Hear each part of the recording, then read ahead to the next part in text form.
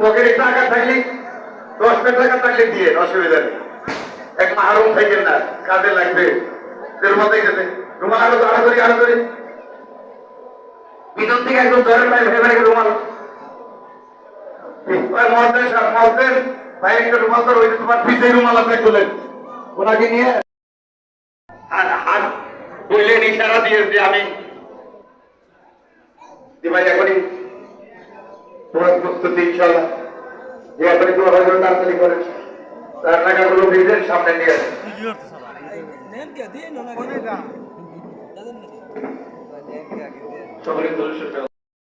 আমাকে পাইলেন